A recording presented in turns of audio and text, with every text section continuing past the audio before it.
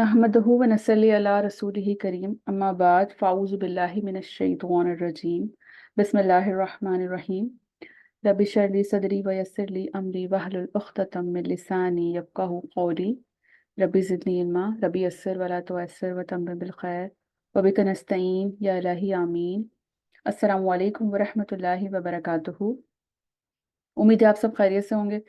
अल्लाह अज़्ज़ा वजल हम सब के लिए आसानियाँ करे, हम सबको इल्म नाफ़िअ अता करे, हलाल पाक तय्यब रिज़्क़ अता करे और हम सब के जो है वो इल्म में अमल में बरकत दे। आमीन सुम्मा आमीन। तो हमने प्रीवियसली जो लास्ट सेशन किया था उसमें हमने तरबिया में टाइम मैनेजमेंट का जो रोल है, टाइम मैनेजमेंट की जो इम्पोर्टेंट है उसके हवाले से डिस्कस किया था। तो अगर किसी को कुछ याद है पॉइंट्स तो आप लोग काइंडली ज़रूर शेयर करें कि आप लोगों ने क्या सीखा था, क्या समझा था लास्ट प्रीवियस लेक्चर में। क्या इंपॉर्टेंट पॉइंट है, हम टाइम मैनेजमेंट क्यों करना चाहते हैं, क्या हमारे गोल्स और ऑब्जेक्टिव होते हैं मुस्लिम एज अ मुस्लिम, हम टाइम मैनेजमेंट क्यों करना चाहते हैं। टाइम मैनेजमेंट से ही हमारी सारी चीजें जो है वो मैनेज होती हैं, उसी से ही हम कुछ अचीव कर सकते हैं। अदरवाइज तो अगर हम मैनेजमेंट ही सही नहीं करेंगे तो फिर मतलब जो हमारी गोल्स हैं हम वहां तक पहुंच ही नहीं सकेंगे। हम कुछ कर ही नहीं सकते वहां वहां तक पहुंचने के लिए। जी बिल्कुल, इसके तीन मेन ऑब्जेक्टिव मैंने आपको बताए थे कि हम क्यों टाइम मैनेजमेंट कर रहे हैं। तो उसके हवाले से तीन मेन मेन ऑब्जेक्टिव आप लोग को याद है कि फर्स्ट वन हमने डिस्कस किया था, इसके हवाले से मैंने एग्जांपल भी दी थी कि सीरा में भी जिससे हमें मिलता है कि नबी करीम सल्लल्लाहु अलैहि वसल्लम किस तरह से टाइम मैनेजमेंट करते थे और किस तरह से हम उसको अचीव कैसे कर सकते हैं, क्या हमारे मेन गोल्स हैं।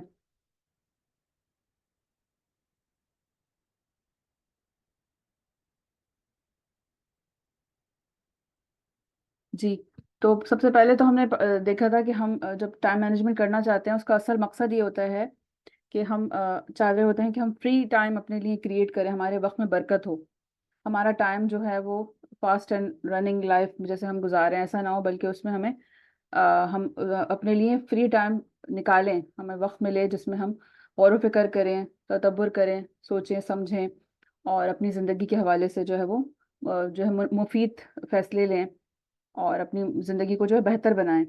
बल्कि हम जो है वर्ल्ड व्यू में जो वर्ल्ड जो हमें कंट्रोल कर रहा है, जो सोसाइटी हमें कंट्रोल कर रही है, जिन कामों में हमें लगा दिया गया है, जिस रोज़मर्रा भागती हुई ज़िंदगी में, जिस मसरूफ़ ज़िंदगी में हर इंसान मसरूफ़ है, उसमें से कुछ लम्हात ऐसे निकालें जो कि हमें प्रोडक्टिव बनाएं, जो कि हमें जो है वो बेहतरीन मुसलमान बनाएं और हमारी दुनिया आखिरत दोनों को संवारने के लिए जो है हमारे काम आए और हम जो है इस्लाम की बेहतरीन रिप्रेजेंटेटिव बन सकें इंशाअल्लाह अज़्ज़ा वजल। तो एक तो हमारा ये मेन ऑब्जेक्टिव है कि हमें क्रिएट करना है फ्री टाइम। सेकंड मैंने आप लोगों को बताया था, जिसके हवाले से मैंने एग्जांपल भी दी थी सीरा की, कि हम अपने एनर्जी लेवल्स को सस्टेन करें। तो एनर्जी लेवल्स को किस तरह से सस्टेन कर सकते हैं डे टाइम में, क्या उसके लिए हम क्या कर सकते हैं, क्या टिप्स मैंने आपको बताई थी। सीरा का भी मैंने एग्जांपल दी थी आपको कि नबी करीम सल्लल्लाहु अलैहि वसल्लम किस तरह से अपने एनर्जी लेवल्स को बूस्ट करते थे। इसके लिए एक तो बेहतरीन तरीका है दोपहर का कैलूला, जी जी नैप। बिल्कुल। हाँ, डे डे टाइम में हम ये कर सकते हैं कि ज़ोहर से पहले या जैसे भी आपको टाइम मिले दोपहर में, तो आप जो है वो थोड़ी देर कुरैला ज़रूर करें। और ये अल्हम्दुलिल्लाह मैं खुद प्रैक्टिकली इसको मैंने जब से अपनी लाइफ में इम्प्लीमेंट किया है, तो मैं खुद फील करती हूँ कि इससे मुझे बहुत ज़्यादा एनर्जी मिलती है और मैं अपने काम और ज़्यादा एफिशिएंसी के साथ कर सकती हूँ और एकदम रिचार्ज और रिफ़्रेश आप फील करते हैं और आपकी प्रोडक्टिविटी लेवल बढ़ जाता है और आपके काम जो है वो जल्दी जल्दी हो जाते हैं। और जो आप थकावट थकावट फील कर रहे होते हैं या थोड़े से जो है वो काम में जो है मुश्किलात पेश आ रही होती हैं, तो कुलैला करने के बाद जो है वो आपकी जो है एनर्जी बढ़ जाती है और आप आसानी के साथ सारे काम सारे गोल्स जो है वो विद इन टाइम पीरियड जो आप जो भी रिक्वायर्ड होता है वो कर लेते हैं बासानी। तो ये बहुत ही ज़्यादा मुफीद है और मैंने अल्हम्दुलिल्लाह प्रैक्टिकली इसको जब से अपनाया है तो मेरी ज़िंदगी बहुत आसान हो गई है। तो अल्हम्दुलिल्लाह ये बहुत ज़्यादा मेरे लिए का ये टिप तो मेरे लिए खुद के लिए भी बहुत ज़्यादा फ़ायदेमंद साबित हुई। इसी के साथ साथ एक और थर्ड पॉइंट भी था, इम्पोर्टेंट पॉइंट है कि हमें अपने जितने भी काम हम करते हैं वो सब माइंडफुल होकर करने हैं। हमारे हर काम में जो है वो हमें अच्छी तरह से सोच विचार करके और जो भी जहाँ पर भी हम हैं, जिस भी स्टेट में हैं, जो भी काम कर रहे हैं, उसमें ये बहुत ज़्यादा एसेंशियल है कि हम जवाबदेही को ज़रूर याद रखें कि हर हर काम जो हम क्यों कर रहे हैं, किस लिए कर रहे हैं, उसका मकसद क्या है। तो हमेशा वाई, हाउ और व्हाट, इस चीज़ को अपनी ज़िंदगी में शामिल रखें कि जो भी काम आप कर रहे हैं उसके लिए आपको जवाबदेही का एहसास जो है ना वो आपको बचा लेता है गलती करने से, गुनाह करने से, और जो है कोई भी जो है कोताही से। तो आप पहले से एक स्टेप फॉरवर्ड प्रोएक्टिव हो जाते हैं। तो इंसान जब प्रोएक्टिव हो जाता है तो फिर उसका जो है प्रोडक्टिविटी लेवल भी बढ़ जाता है और वो और ज़्यादा बेहतर तरीके से इफेक्टिवली काम कर सकता है। तो बीइंग अ मुस्लिम हमें अपने आप को जो है वो इसके लिए तैयार करना है। और एक और सवाल मैंने आपसे करना है कि आप लोगों से मैंने लास्ट सेशन में पूछा था कि गुड लाइफ होती क्या है, खूबसूरत ज़िंदगी क्या है आपकी नज़र में। आप लोग किस ज़िंदगी को जो है वो बेहतरीन ज़िंदगी करार देते हैं, या आपकी जो है आपके स्टैंडर्ड के अकॉर्डिंग क्या है good life, what is good life?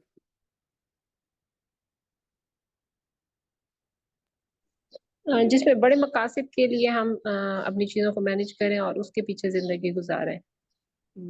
बड़े मकासद में यही जो अल्लाह ताला ने हमारे बीइंग अ मुस्लिम हमारे जिम्मे काम लगाया है, अल्लाह के दीन को स्प्रेड करना और उसमें अच्छे कामों की तरगीब और बुराइयों से रोकने वाला जो है। जी जी बिल्कुल, अमल अमर बिल मारूफ और नहीं अनिल मुनकर तो करना ही है। और बेशक बिल्कुल सही का बताया आपने। इसके और इसको एक्सप्लेन मज़ीद करें हम, तो हम में से कितने लोग हैं जो कि एक ज़िंदगी को पुरसुकून और खुश ज़िंदगी जिसे कहते हैं हैप्पी लाइफ गुजारने के लिए स्ट्रगल कर रहे हैं। आप में से कितने लोग हैं जो समझते हैं कि मुझे बहुत स्ट्रगल करनी पड़ती है एक पुरसुकून और खुश नुमा ज़िंदगी गुजारने के लिए, बेहतरीन खूबसूरत ज़िंदगी गुजारने के लिए मैं स्ट्रगल कर रहा हूँ। तो उसके पीछे बहुत सारे रीजंस हैं। जी जी हीरा, पूछें। हाँ, मेरा भी यही सवाल था कि मुझे काफी सारी स्ट्रगल करनी पड़ती है फॉर हैप्पी लाइफ, वो चीजें अचीव नहीं होती हैं।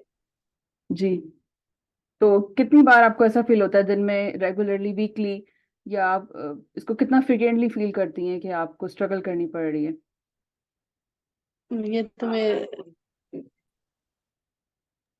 रेगुलरली, ये तो मुझे फील होता है। रेगुलरली आपको फील होता है कि आप हैप्पीनेस के लिए स्ट्रगल कर रही हैं, खुश जिंदगी गुजारने के लिए, जी। खूबसूरत जिंदगी गुजारने के लिए जी। आपको स्ट्रगल करनी पड़ रही है। तो उसके पीछे बहुत सारे रीजंस हैं। जो है हमारे गोल्स और ऑब्जेक्टिव, हमारे फोकस की बहुत ज़रूरत है कि ये जो ज़िंदगी हमें मिली है इसमें हमने, हर इंसान के अलग अलग स्टैंडर्ड्स हैं। आप किसी इंसान से पूछेंगे तो गुड लाइफ क्या है, तो हर इंसान अपने अकॉर्डिंग बताएगा कि उसकी ज़िंदगी में इस चीज़ की कमी है और इस चीज़ की वो चाहता है, या वो ये अचीव करना चाहता है, या वो इसके लिए स्ट्रगल कर रहा है। तो क्या लिखा है, मैं भी स्ट्रगल कर रहा हूँ। जी, अमजद ने लिखा है कि मैं भी स्ट्रगल कर रहा हूँ। जी बिल्कुल, हर इंसान कहीं ना कहीं स्ट्रगल कर रहा है क्योंकि उसके ज़िंदगी के कुछ ना कुछ गोल्स एंड ऑब्जेक्टिव होते हैं। हर इंसान अपने लिहाज से सोचता है, अपने लिहाज से बाउंड्रीज सेट करता है, वो जो अचीव करना चाहता है। और जिस सिचुएशन में, जिस सर्कमस्टेंसेस में वो रह रहा होता है, हर इंसान के अलग अलग चैलेंजेस होते हैं। उसके माहौल के, उसके इर्द गिर्द के हिसाब से, उसकी एजुकेशन के हिसाब से, जॉब के हिसाब से, रिलेशनशिप्स के हिसाब से। तो वो सारी चीज़ें तो हैं ही हमारे साथ कि हमें जो है उसमें स्ट्रगल करनी पड़ती है, लेकिन उसमें कहीं ना कहीं हमारी अपनी सोच भी हम पर जो है वो सबसे ज़्यादा जो है वो असरअंदाज होती है। तो आपकी अपनी सोच क्या है, आपने किस चीज़ को ज़्यादा फोकस किया हुआ है, आपका स्टैंडर्ड ऑफ लिविंग क्या है? कहीं आपने जो है वो मटीरियलिस्टिक की तरफ तो नहीं चले गए आप? आपकी तरफ जो है ज़िंदगी में, कुछ लोगों की ज़िंदगी में वेल्थ बहुत ज़्यादा इंपॉर्टेंट हो जाती है, कुछ लोग जो हैं वो लग्जरीज के पीछे हो जाते हैं, कुछ लोग जो है बहुत ज़्यादा अगर एजुकेशन में भी हैं तो वो बस दुनियावी एजुकेशन हासिल करते रहते हैं, मास्टर्स, पीएचडी और करियर और प्रोफेशन, और इसमें लग जाते हैं। तो ये हर इंसान के अलग अलग फोकस होते हैं, अलग अलग स्टैंडर्ड ऑफ लिविंग होते हैं, और उसकी अपनी थिंकिंग होती है जिसकी वजह से वो जो है वो उसके लिए स्ट्रगल के जो मेयार है, स्ट्रगल का जो लेवल है, वो खुद से वो डेवलप कर रहा होता है। तो हमें ये देखना है कि हैप्पी लाइफ के लिए क्या इंपॉर्टेंट है। हैप्पी लाइफ के लिए क्वालिटी ऑफ लाइफ जो है वो आपकी अच्छी होनी चाहिए। हमें फोकस करना चाहिए कि हमारी ज़िंदगी में हर चीज़ एक पैकेज हो, पैकेज के तौर पे हो। आपकी ज़िंदगी ये नहीं मिली है कि बस आपने पैसा कमाना है, दिन रात बस पैसा कमाना है, या आपने करियर बनाना है तो दिन रात करियर बनाना है, या आपने कोई घर में ही बैठा हुआ है तो इसका मतलब नहीं घर के काम ही करने हैं बस। जिंदगी का पर्पस ऑफ लाइफ ये नहीं है कि आपने सिर्फ घर के काम करना है, बल्कि आपने फोकस करना है क्वालिटी ऑफ लाइफ में। आप life should be a package. Package में जैसे हर चीज़ होती है, हर चीज़ बैलेंस होती है। आप पढ़े हैं भी, आप एजुकेशन भी हासिल करें, आप अपने दुनियावी मामलात में भी अच्छे हों, दीनी मामलात भी आप कर रहे हो फैमिली के साथ भी, और आप अर्निंग भी करें, लेकिन एक उसका एक उसके लिए एक अनथक मेहनत ना शुरू कर दें कि सिर्फ अर्निंग ही इम्पोर्टेंट है, मैं अपने फैमिली को फुलफिल करने के लिए अर्न कर रहा हूँ तो ताकि जो है मेरी फैमिली को तमाम लग्जरीज मिल जाएं, मेरे पास बहुत बड़ा सा घर हो, बहुत बड़ी सी गाड़ी हो। तो बेसिकली ये स्टैंडर्ड ऑफ लिविंग जो है हमें मिसेरी की तरफ ले जाते हैं। इसकी वजह से जो है वो लाइफ जो है वो मिसरेबल हो जाती है, और इंसान जो है वो ट्रू जो हैप्पीनेस होती है उससे दूर होता जाता है। वो स्मॉल स्मॉल मोमेंट्स के बच्चों की आप स्माइल करता हुआ देखें तो आपको उससे कितनी खुशी महसूस होती है। छोटे बच्चों को आप गोद में लें, उनसे प्यार करें, उनके साथ खेलें, तो छोटे छोटे से जो मोमेंट्स होते हैं वो हम मिस कर देते हैं अपनी लाइफ से, क्योंकि हम इतने ज़्यादा परेशान हाल होते हैं, इतने ज़्यादा मसरूफ़ होते हैं अपनी सोचों में, अपनी फ़िक्रों में, कि हम ज़िंदगी की छोटी छोटी सी जो खुशियाँ होती हैं उसको मिस कर देते हैं, और उस चक्कर में जो है हम अ, बहुत बड़ा लॉस करते हैं अपना, क्योंकि हम अपनी लाइफ को सही से एंजॉय नहीं कर रहे होते। हर मोमेंट जो है अल्लाह ताला ने जो भी आपको लम्हा दिया है वो आपके लिए एक नेमत है। उस नेमत को आपने जो है वो अच्छी तरह से यूटिलाइज करना है, उसे अच्छी तरह से माइंडफुल होके जो है वो देखना है कि आया कि मैं इस लम्हा फिक्र में जी रहा हूँ या नहीं। कहीं आप कुछ लोग जो है वो पास्ट में डूबे होते हैं, वो बस पास्ट की उनकी जो गुजर चुकी होती है माजी में लग्जरियाँ होती हैं या कोई पछतावे होते हैं, बस वो माजी को सोचते रहते हैं। कुछ लोग फ्यूचर के हवाले से इतने ज़्यादा फिक्रमंद होते हैं कि बस फ्यूचर के हवाले से सोच सोच के इतने परेशान कि आगे क्या होगा मेरे साथ, अब मैं क्या करूंगा, मेरी जॉब का क्या होगा, इतना परेशान होते हैं कि वो लम्हा जो जिसमें वो जिनको जीना होता है उसको वो इग्नोर कर देते हैं। बात कर रहे थे कि खुशियाँ जो है हमें इंजॉय करनी चाहिए, छोटे छोटे से मोमेंट्स को जो है वो बांटना चाहिए, और खुशियाँ बांटने से बढ़ती हैं, जिस तरह से मशहूर सा फ्रेज है। तो वाकई में ऐसा ही है कि हम अगर खुशियों को स्प्रेड करेंगे, बांटेंगे, एक दूसरे के साथ शेयर करेंगे, और इसको इस तरह से हम जो है हर अपने लम्हे को सही से यूटिलाइज करेंगे, हमेशा गमज़दा परेशान पास्ट या फ्यूचर की वजह से जो है हम अपने प्रेजेंट को जो है वो जो है बिल्कुल ही बर्बाद ना करें, बल्कि प्रेजेंट में जिएं, कोशिश करें कि पास्ट से सीखें और उसको प्रेजेंट में जो है वो अप्लाई करें, और फ्यूचर के लिए जो है आप प्रिपेयर रहें। तो करना ये होता है, लेकिन हम जो है वो अपने रिलेशनशिप्स को टाइम नहीं दे पाते, और हम जो है वो अपनी मिसरीज में खोए रहते हैं, परेशान रहते हैं, जिसकी वजह से जो है हम स्ट्रगल करते हैं हैप्पीनेस के लिए। तो असल स्ट्रगल यही होती है कि हमें अपने आप को, अपनी सोचों को, अपनी थिंकिंग को, अपने माइंड को जो है वो पुरसुकून रखना होता है। तो आप में से कौन बताएगा कि how to keep our family को, अपनी फैमिली को खुश रखने के लिए आप लोग क्या क्या करते हैं? आप में से अपनी जो भी लोग अपने फैमिलीज को या अपने इर्द गिर्द के लोगों को या अपने रिलेशंस को खुश रखना चाहते हैं तो उनके लिए आप क्या करना चाहते हैं, क्या क्या करते हैं, क्या एफर्ट्स होती हैं आपकी? हाँ जी, मैं अपना बताऊंगी। मेरी तो बहुत ही छोटी सी फैमिली है, हम दो लोग हैं, मैं और मेरी एक बेटी है। I am single parent. Hmm. उस हवाले से मैं फील करती हूँ मैं जितनी भी एफर्ट कर लेती हूँ अपने गिवन सर्कमस्टांसेस के हवाले से, लेकिन फिर एट द एंड यही होता है कि वो अचीवमेंट नहीं हो रही होती उस तरह की हैप्पीनेस वाली। तो उससे हमारा रिलेशन ज्यादा खराब ही होता है, चीजें स्मूथ नहीं होती। क्या एज है बच्ची की? बच्ची की एज? मैं आपको भी मेंशन करती हूँ, प्यूबर्टी में है, अच्छा 11+। अच्छा अच्छा, माशाल्लाह। अच्छा, टीन एज की तरफ जा रही हैं तो वो, हाँ थोड़ा सा टीन एज में तो वैसे ही उनके हार्मोनल चल रहे होते हैं चेंजेस, तो उस वजह से भी उनको खुद भी समझने में और थोड़ा सा चैलेंजेस का सामना करना पड़ रहा होता है। इस एज के जो बच्चे होते हैं बहुत ज़्यादा सेंसिटिव हो जाते हैं, तो उनको जो डील करने के लिए आपको फिर जो है इनको समझना पड़ता है, उनके इमोशंस को अंडरस्टैंड करना पड़ता है, क्योंकि वो अंदर बायोलॉजिकली डेवलप्ड हो रहे हैं, तो उनके लिए भी बहुत ये टाइम टफ होता है।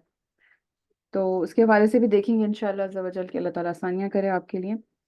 तो बेसिकली हम जब फॉर एग्जांपल हम देखते हैं कि हमारी सोसाइटी में क्या रिवाज है, जो भी इंसान अपनी फैमिली को खुश रखना चाहता है, अपने बीवी बच्चों को, अपने, या अनमैरिड है तो अपने घर वालों को, जो भी लड़के लड़कियां हैं या जो जो भी माँ माँ बाप हैं या जो भी आपके रिलेशंस हैं आपस में, जब एक दूसरे को खुश रखना चाह रहे होते हैं, तो वो क्या समझते हैं कि खुशी का मतलब क्या है, कि हमें उनको जो है बहुत सारी आसाइशें देनी है। माँ बाप हैं तो वो अपने बच्चों को आसाइशें देते हैं कि हम इसको अच्छा सा जो है वो अच्छे से अच्छा मोबाइल दे दें, अच्छे से अच्छा घर दें, अच्छे से अच्छा खाना पीना दें, और अच्छे से अच्छे कपड़े पहनाएं ब्रांडेड। और जो इसी तरह स्पाउस भी आपस में एक दूसरे से ये एक्सपेक्ट कर रहे होते हैं कि मुझे, अगर ये मुझे पसंद करता है या मेरी मुझसे स्ट्रांग रिलेशनशिप है या मोहब्बत करता है, तो इसका मतलब ये है कि मुझे ये बहुत ही ज़्यादा लग्जरियस लाइफ दे, अच्छी सी घर दे, अच्छा सा गाड़ी दे। और इवन कि ये जब कोई, आजकल तो बिल्कुल ही कॉमन सी बात है कि कोई रिश्ता देखने भी जाता है तो पहले उसका घर देखते हैं, बाद में लड़का लड़की देखा जाता है, पहले उसका स्टैंडर्ड ऑफ लिविंग देखा जाता है कि किस तरह से ये लोग रहते हैं, कितने अमीर हैं, क्या कारोबार है, क्या जॉब है, कितना अर्निंग है। तो सबसे पहले जो हमारी सोसाइटी का जो अलमिया है, इवन कि ये एक क्या कहते हैं उसको, बिजनेस सा बन गया है, जो वो मैरिज ब्यूरोज में जो लेडीज काम करती हैं, वो इतना ज़्यादा हाईली जो है उनकी पेड होती पे होती है कि वो पहले फीसेस लेती हैं, उसके बाद फिर वो पूरा प्रोसेस होता है। इसी तरह रिसेंटली किसी खातून ने हमारे ग्रुप में भी थी वो, तो उन्होंने भी यही सब बताया था कि ये पूरा एक बिजनेस चल पड़ा है। उसके बाद फिर वो अमीर से अमीर रिश्ते ढूंढे जाते हैं, और फिर वो कितना कमाता है, कितना खाता है, और फिर पेरेंट्स और जो लड़की वाले भी जो होते हैं उनकी भी डिमांड होती है। कोई किसी का कोई स्टैंडर्ड होता है, किसी का कोई स्टैंडर्ड होता है। तो बेसिकली हमारा मेन फोकस जो होता है वो सिर्फ money, material, standard of living, और जो है ये तमाम चीज़ें जो हमारे, हम ये देख रहे होते हैं। हर हर इंसान पहली चीज़ जो है यही देखता है, या उसकी आउटर जो लुक है, आउटर ब्यूटी कितनी ज़्यादा, सुपरफिशियल जो ब्यूटी है उस पर ज़्यादा फोकस होता है। और कहीं कोई अगर कोई दीन वाला या अल्लाह वाला होगा तो वो फिर भी शायद उसके दिल में खौफ खुदा हो, तो वो अल्लाह से डरने वाला हो, तो वो दीन को देख लेगा या समझने की कोशिश करेगा। जी जफर बोलें। मैम, अगर ये बात हो रही है ना कि आप सैलादीन को आगे सुनती होंगी। जी जी तो बोल। उन्होंने बताया इन पास्ट टाइम्स जब इस्लाम अपने उरूज पे था, तो लड़की को अगर क्राइटेरिया कोई होता था देखने का, तो वो उसका दीन होता था। एंड जो लड़का है उससे, मतलब वो मुझे सवाल उनका मतलब थोड़ा कॉम्प्लेक्स लगा कि उससे पूछते थे कि आप आने वाले सालों में मतलब मुल्क के मसाइल, दुनिया के मसाइल और खुद को कहाँ देख रहे हैं, आपका दीन कहाँ तक जाएगा। मतलब इसके पीछे जब मैंने क्रिटिकल थिंकिंग की, इसका मतलब यही था कि मतलब वो इंसान अपनी आइडेंटिटी के बारे में क्लियर होना चाहिए, और आगे मतलब कैसे चलेगा, कैसे अपनी जनरेशन का एक लाइन सेट करेगा, वो सारा प्लानिंग उसकी मतलब पूछते थे। और आजकल तो वाकई ऐसा नहीं है, अपेरेंट ब्यूटी है सारी। बिल्कुल बिल्कुल। वो जो स्पेशली जो मर्द हजरात होते हैं इनको तो लीडर्स कहा जाता है ना, हमें हमारे इस्लाम में भी यही है कि मर्द तो लीडर होता है, घर का कवाम होता है, वही चलाने वाला होता है, वही सरबराह होता है, मेन डिसीजंस उसी को लेने होते हैं। तो अगर उसकी मेंटालिटी सही है, उसकी अप्रोच सही है, तो वो अपने घर वालों को भी सही ट्रैक पे रख सकता है। अगर उसको ही कोई विजन क्लियर नहीं है, अगर उसको ही दीन की समझ नहीं है, तो फिर तो उसकी बीवी जो दिल चाहे करे, या घर वाले जो माँ बाप जो बोलेंगे वही करेगा लड़का। तो आजकल जो भी मसले मसाइल होते हैं, घर के जो मेन पर्सन की जिम्मेदारी होती है, जब वो नहीं निभाता, तो तभी घर में जो है वो क्लैश होते हैं या मिसमैनेजमेंट होती है।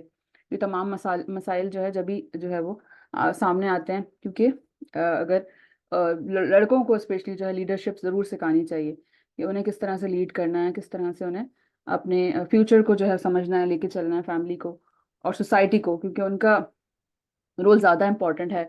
बहैसियत माँ और बीवी तो आपके बच्चों की परवरिश कर रही है, लेकिन आपने भी जो है वो उसका सपोर्ट सिस्टम देना है, क्योंकि जब मैम, सपोर्ट। आपका एज 12 तो उनकी माँ ही करती है ना सारा, जी up to the age of 12। जी जी, माँ तरबियत करती है, लेकिन बाप का सारा भी तो तरबियत इम्पोर्टेंट उसकी रोल माँ के होता है। बाद होती है, माँ। बाप बाप को का भी तो इम्पोर्टेंट रोल है ना। मियाँ बीवी दोनों गाड़ी के पहिए की तरह होते हैं, दोनों को साथ लेके चलना होता है, दोनों को जो है एक दूसरे को अंडरस्टैंड भी करना होता है, दोनों का तरबियत में बहुत इंपॉर्टेंट रोल है। माँ तो अपनी तरफ से तरबियत करती ही है, लेकिन अगर बाप खुदा ना खास्ता अगर ऐसा नहीं है, तो हो सकता है बच्चे बाप से जो है वो कुछ और ही वो इन्फ्लुएंस ले लें। तो समटाइम ऐसा भी देखा जाता है फैमिली में कि माँ बहुत अच्छी होती है, माँ बहुत दीनदार होती है, लेकिन बच्चे जो हैं वो बाप को कॉपी करने लग जाते हैं अनइंटेंशनली। जब वो देखते हैं घर का माहौल कि बाप इस तरह से हमारा बिहेव करता है, या बाप की ये खसलतें हैं, तो वो चलो बच्चों में स्पेक्ट्रम बात ही बता रहे ट्रांसफर हो जाती हैं। तो इसीलिए दोनों को जो है वो दीनदार होना बहुत इम्पोर्टेंट है, ताकि बच्चे जो है वो एक अच्छे माहौल में परवरिश पाएं। तो हमारे जो स्टैंडर्ड बन गए हैं इसकी वजह से, जैसे आप आजकल देखते होंगे कि, जी कुछ लिखा है आपने, बाप तरबियत, मैं माँ, अच्छा माँ नशो नुमा करती है, बाप तरबिया करता है, अच्छा इन्होंने ये लिखा है। जी दोनों का रोल बहुत इंपॉर्टेंट है, दोनों ही हमारे लिए जो है वो बहुत, माँ बाप की परवरिश दोनों का अपना फ़र्ज़ है। ये नहीं कि हम सारा जो जिम्मेदारी माँ के ऊपर डाल दें कि सिर्फ माँ का ही जो है वो रिस्पॉन्सिबिलिटी है बच्चे की तरबियत करना, या माँ ही को देखकर बच्चा सीखता है, ऐसा नहीं है, बल्कि बाप को भी देख कर बच्चा सीखता है। तो बाप को भी चाहिए कि अपना रोल प्ले करे। तो हमारे स्टैंडर्ड ऑफ लिविंग में ये हो गया है कि अगर बच्चे की सालगिरह आती है तो, या बर्थडे सेलिब्रेट करने के लिए क्या करते हैं माँ बाप, बड़ा सा वो कोई बर्थडे पार्टी करते हैं, गिफ्ट देते हैं, लोगों को बुलाते हैं, या उसके जो भी ख्वाहिशात होती हैं वो पूरी करते हैं। इसी तरह से हर मामले ज़िंदगी में हम जब देखते हैं तो बस यही हो रहा होता है कि खुशी का मतलब क्या है, खाना पीना, तोहफे तोहफ़, सेलिब्रेशन, और जो है लग्जरीज। हमारी खुशी जो है वो इज इक्वल टू लग्जरीज हो गई है। बस हमें चीज़ों से ही खुशी हमने अपनी अटैच कर ली। हमारी हैप्पीनेस जो है वो बड़े घर से अटैच हो गई है, हमारी हैप्पीनेस बड़ी गाड़ी से, बड़ी अच्छी सैलरी से, बड़ी अच्छी जो भी चीज़ें हैं बड़ी बड़ी, वो हमें सब चाहिए। तो ये सारी चीज़ें जो है हमारी ज़िंदगी को जो है वो से मुश्किल तरीन बनाती चली जा रही हैं। यही वजह है एक तरह से कि जो है वो निकाह भी बहुत मुश्किल हो गया है। जो ये रस्म व रिवाज और शादी के और तमाम मामलात है ज़िंदगी, आप लोगों को पता ही होंगे। इसकी वजह से हर चीज़, हर मामला मुश्किल हो गया है। एक एक सिर्फ एक बात ये नहीं है, इसके अलावा भी और भी जो है वो उसकी इम्पैक्ट जो है वो पूरी जनरेशन्स के ऊपर डायरेक्टली पड़ रहा है। जी बिल्कुल, डायरेक्टली प्रोपोर्शनल टू मटेरियलिस्टिक। तो ये इसका असर बहुत सारी चीज़ों पे पड़ता है, जिसकी वजह से जो है वो एक आम सा इंसान जो चाह के भी जो सीधी सादी सी या सिंपल ज़िंदगी गुजारना चाह रहा होता है, वो नहीं गुजार पा रहा होता, वो सोसाइटी में एडजस्ट नहीं हो पाता, उसको सोसाइटी एक्सेप्ट नहीं करती। अगर किसी के पास छोटा घर होगा, या कोई कम तनख्वाह कमाने वाला, या कम में गुजारा करने वाला होगा, तो लोग उसको हकारत से देखते हैं।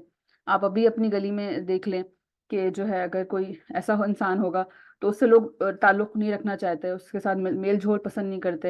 हालांकि वो हलाल रिस्क कमा रहा है, वो जो है वो अपनी ईमानदारी के साथ अपना काम करने वाला है, उसको जो है अब कोई मसला नहीं है, छोटे घर में भी वो खुशी के साथ रह रहा है। लेकिन जो लोग उसके रिश्तेदार होंगे, उसके इर्द गिर्द रहने वाले, जो मिलने जुलने वाले होंगे, उसको इस लेवल की इज्जत नहीं देंगे जो कि वो डिजर्व करता है। अगर वो ऑनेस्ट पर्सन है तो, और वो अपने ज़िंदगी में अपनी स्ट्रगल कर रहा है, अपने लिहाज से जितना अर्न कर सकता है कर रहा है, हमें तो उसको वही इज्जत देनी चाहिए, वही रिस्पेक्ट देनी चाहिए ना, जो हम किसी अमीर आदमी को, किसी गाड़ी में घूमने वाले को देते हैं। तो ऐसा नहीं होता, बल्कि लोग जो हैं वो उसे कमतर समझते हैं। क्योंकि और जिस तरह से हम देखते हैं कि मेड्स के साथ भी यही सलूक होता है, जो हमारे यहाँ जो लेबर तबका है उसको बहुत ज़्यादा बुरी तरह से ट्रीट किया जाता है। बल्कि लोग तो उनको इंसान ही नहीं समझते, जानवरों की तरह ट्रीट करते हैं। जी जफर।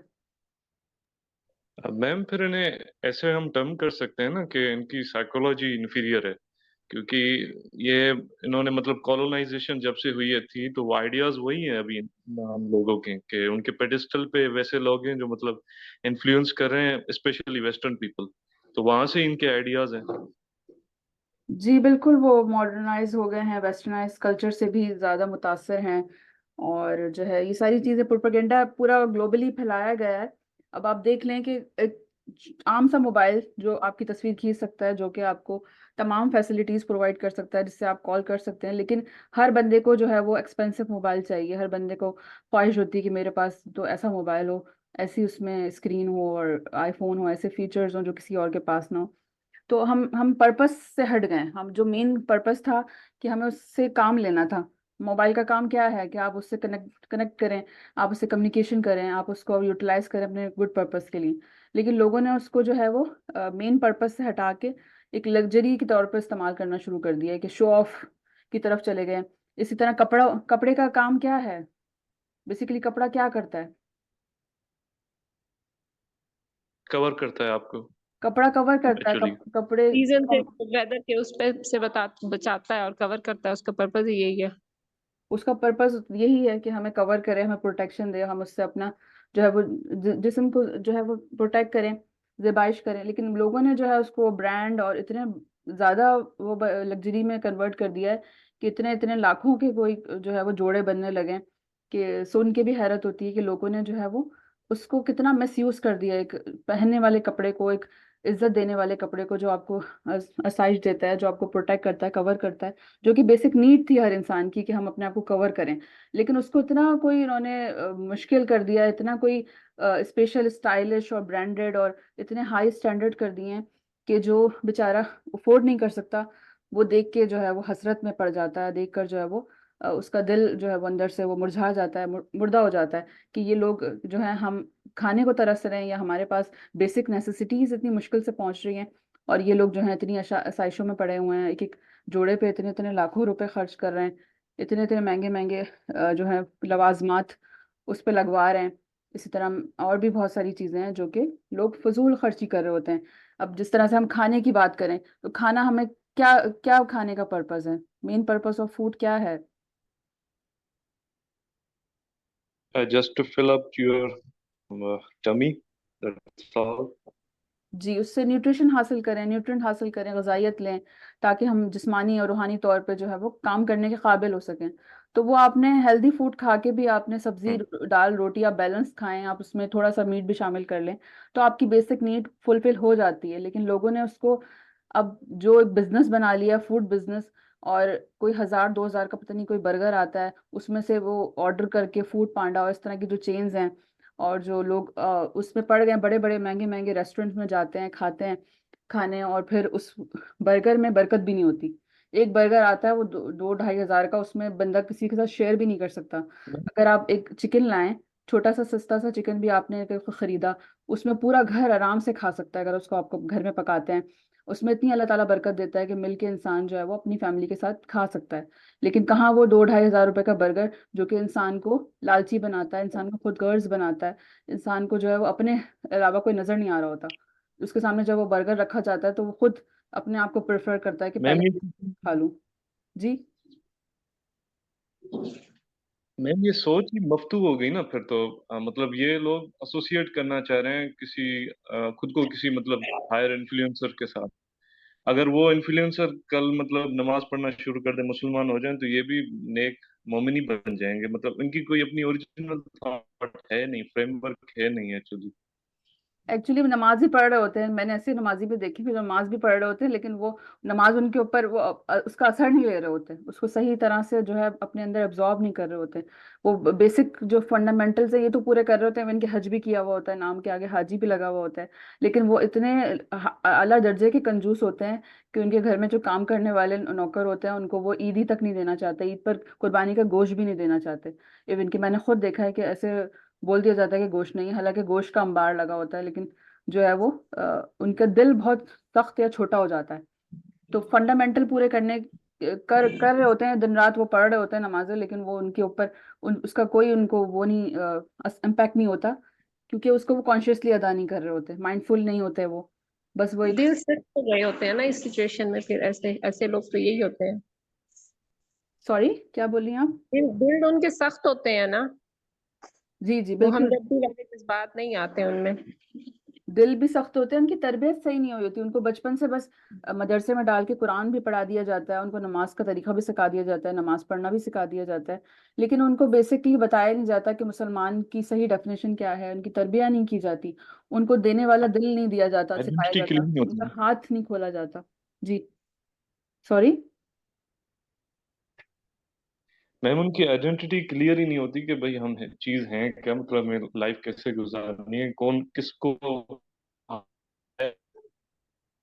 जी पे रखना है, किसको अल्फा रखना है, तो ये रहते हैं। जी बिल्कुल बिल्कुल ऐसा ही है कि वो उनकी आइडेंटिटी क्राइसिस की वजह से वो एक गलत चीज को रिप्रेजेंट कर रहे होते हैं। वो बाज़ाहिर तो आपको लग रहा होगा कि वो मुसलमान है, नाम भी मुसलमान है, घर भी मुसलमान है, घराने में पैदा हुए, सब उनके मामलात जिंदगी ऐसे बाज़ाहिर सबको लगेगा कि मुसलमान है, लेकिन अगर वो लेन देन में अच्छे नहीं है, वो लोगों के साथ अच्छे नहीं है, ऑनेस्ट नहीं है, करप्शन करते हैं, तो ये ऐसा मुसलमान तो गलत रिप्रेजेंट कर रहा है ना मुस्लिम कम्युनिटी को, और जिसकी वजह से जो है वो वो इंसान की तरबियत, एक इंसान की तरबियत ना होने की वजह से पूरी सोसाइटी सफ़र करती है। फिर लोग उससे जो उसके आगे जाके जनरेशन चलती चली जाती है, तो वो भी दूसरों की भी यही तरबियत करता है, आने वाले बच्चों को भी ये सिखाता है कि पैसा ही सब कुछ है, पहले अपने आप को देखो, पहले अपना पेट भरो, पहले खुद जो है वो कमाओ, उसके बाद अब बच्चे तो देखना। तो इस तरह करते करते नस्ल दर नस्ल वो यही ट्रांसफ़र कर रहा होता है, जनरेशन टू जनरेशन।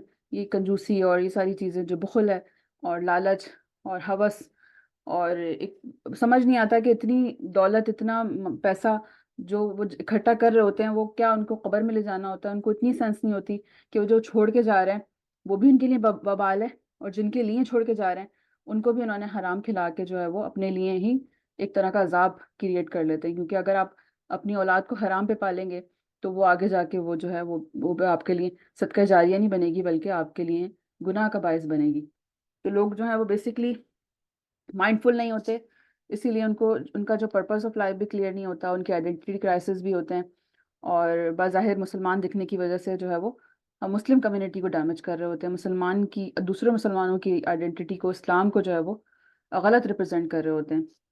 तो हम जब इसको टाइम मैनेजमेंट को लिंक करते हैं अपने इस चीज़ के साथ, के हमें टाइम मैनेजमेंट करके हमें हमें अपना टाइम जो है इन तमाम चीज़ों से बचाना है, अपने अपनी एनर्जी को, अपने टाइम को, अपनी नीड्स को समझना है कि बेसिकली हमें हैप्पी होने के लिए बहुत सारी लग्जरीज नहीं चाहिए, हमें खुश होने के लिए बहुत बड़ा घर नहीं चाहिए, हमें खुश होने के लिए बहुत महंगा सा मोबाइल नहीं चाहिए, हमें खुश होने के लिए कोई हाईली क्वालिफाइड जो है वो बहुत पेड जॉब नहीं चाहिए।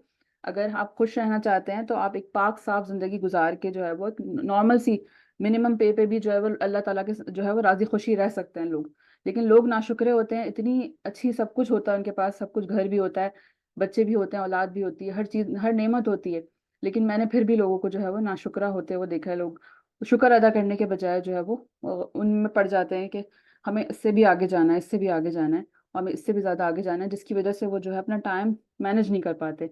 उनका टाइम जो है वो इन चीज़ों में लग जाता है, और आखिरकार जब वक्त गुजर जाता है, जब उनके पास मतलब ज़िंदगी ख़त्म हो जाती है, तब कहीं जाके अगर उनको एहसास हो तो हो, वरना वो जो है वो इस दुनिया से चले जाते हैं और उन्हें पता ही नहीं चलता कि उन्होंने अपनी पूरी ज़िंदगी जो है वो टाइम मैनेजमेंट की तरफ देखा भी नहीं, सोचा भी नहीं, और टाइम को जो है सिर्फ अर्निंग के पर्पस के तौर पे इस्तेमाल किया।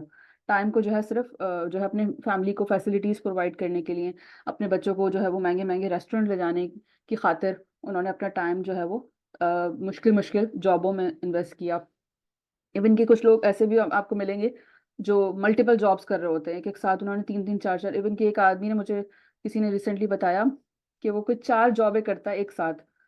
तो उसके पास अपने लिए खाने पीने का भी टाइम नहीं होता है, 4 जॉबें वो मल्टीपल करता है सिर्फ पैसा कमाने के लिए। और पैसा कमा के वो करते क्या है, वो लोग वो फैमिली जो वो होते हैं, हॉलीडेज और ये सारी चीज़ों पे इन्वेस्ट करते हैं। तो ऐसी हॉलीडेज और ऐसी एक्सपेंसेस का क्या फ़ायदा कि आपके पास अपनी हेल्थ के लिए भी टाइम नहीं है, आपके पास अपनी फैमिली के लिए टाइम नहीं है। अगर आप 6 महीने में एक हॉलीडे कर भी लेते हैं साल में, तो वो कितनी जो है मुशक्क़त के बाद, तो वो, लेकिन आप उसको सही से यूटिलाइज नहीं कर रहे, सिर्फ और सिर्फ हवस के चक्कर में आपने सिर्फ पैसा और जॉब ऐसी होनी चाहिए कि आपको टाइम मिले, फैमिली के लिए भी टाइम मिले, अपनी इबादत के लिए भी टाइम मिले, अपनी गौर व फिक्र के लिए भी, अपनी इम्प्रूवमेंट के लिए भी टाइम मिले। फर्दर आप अगर कुछ करना चाहते हैं, फ्यूचर में आपके गोल्स हैं, उसके लिए भी आपको टाइम मिले। आपने ऐसी मल्टीटास्किंग या ऐसी चीज़ों में नहीं इन्वॉल्व होना कि आपके पास टाइम की किल्लत ही हो जाए, या आप मेंटली तौर पे ही डिप्रेस या अपसेट हो जाएं, कि बिल्कुल ही आप एग्जॉस्ट हो जाएं काम कर करके। तो ये हमें बहुत समझने की ज़रूरत है कि हमारा स्टैंडर्ड ऑफ लाइफ क्या होना चाहिए। स्टैंडर्ड ऑफ लिविंग आपने खुद अपना डिसाइड करना। हर इंसान को पता होता है कि मेरा ये स्टैंडर्ड ऑफ लिविंग मैं आसानी के साथ अफोर्ड कर सकता हूँ, आसानी के साथ मैं इसको मेंटेन कर सकता हूँ। मुझे जो है वो इस जो है भेड़ चाल में नहीं पड़ना है दुनिया की। दुनिया को देख के लोग जो है वो करते हैं ना कि इसके पास इतना है, इसके पास इतना है, तो मुझे भी इतना ही करना है, या मुझे भी यही चाहिए। अपने आप को खुद आपने सोचना है कि आपका नफ्स से मुतमइन्ना किस तरह से खुश होता है। अब ये आपने अपने अंदर झांकना है। ये मैं आप लोगों को नहीं बता सकती, क्योंकि मुझे नहीं पता। हर इंसान को जो है अपना अपना आइडिया होता है कि वो किस सर्कमस्टेंसेस में रह रहा है, या क्या उसका वे ऑफ लिविंग है, किस तरह के वो जो है वो इर्द गिर्द के या माहौल में रहता है, उसकी फैमिली रिस्पॉन्सिबिलिटीज़ क्या हैं। तो उस हिसाब से आपने देखना होता है कि मेरी बेसिक नीड क्या है और वांट क्या है। तो कौन बताएगा कि नीड्स में और वांट्स में क्या डिफरेंस होता है? शायद मैंने आप लोगों को पहले भी बताया था कि नीड्स और वांट्स में एक डिफरेंस होता है।